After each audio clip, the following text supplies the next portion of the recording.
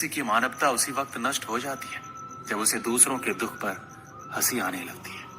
समय यही सिखाता है कि जिंदगी किसी का इंतजार नहीं करती, ना ही किसी के लिए रुक सकती है। मनुष्य को अपने कर्मों के संभावित परिणामों से प्राप्त होने वाली विजय या पराजय, लाभ या हानि, प्रसन्नता या दुख इत्यादि के बारे में सोचकर चिंता से ग्रसित नहीं होना चाहिए। यदि आप अपनी गलतियों से कुछ सीखते हो तो गलतियां सीढ़ियां हैं, और नहीं सीखते तो गलतियां सागर है। निर्णय आपका है, चढ़ना है या डूबना है। समस्या इतनी ताकतवर नहीं होती कि जितना हम उन्हें मान लेते। कभी सुना है कि अंधेरे ने सुबह को होने ही नहीं दिया। गलतियां ढूंढना गलत नहीं है, बस शुरुआत खुद से होनी चाहिए। जरूरी नहीं हर बार आपके शब्दों को सही समझा जाए, इसलिए कभी कभी चुप रहना ही ज्यादा बेहतर होता है। जो जितना अधिक शांत होता है वो उतना ही गहराई से अपनी बुद्धि का प्रयोग कर सकता है। सबसे समझदार और स्थिर बुद्धि वाला व्यक्ति वही है जो सफलता मिलने पर अहंकार में नहीं जाता और विफलता में गम में नहीं डूबता। प्रशंसा हो रही हो तो ज्यादा सावधान रहने की जरूरत है। जिसने मन को जीत लिया है उसके लिए मन सर्वश्रेष्ठ मित्र है, किंतु जो ऐसा नहीं कर पाया उसके लिए उसका मन सबसे बड़ा शत्रु बना रहेगा। नकारात्मक विचारों का आना तय है, परंतु ये आप पर निर्भर करता है कि आप उन्हें कितना महत्व देते हैं।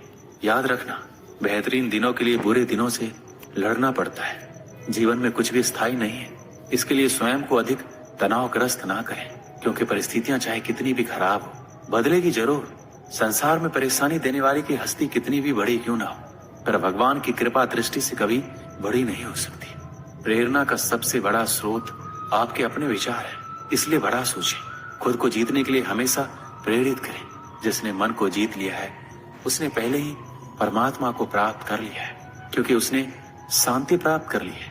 ऐसे मनुष्य के लिए सुख दुख, सर्दी गर्मी और मान अपमान एक जैसे होते हैं। मुश्किलें केवल बेहतरीन लोगों के हिस्से में आती हैं, क्योंकि वही लोग उसे बेहतरीन तरीके से अंजाम देने की ताकत रखते हैं। कोई कुछ भी कहे, बस अपने आप को शांत रखो, क्योंकि सूरज का तेज कितना भी क्यों ना हो समुद्र को सुखा नहीं सकता।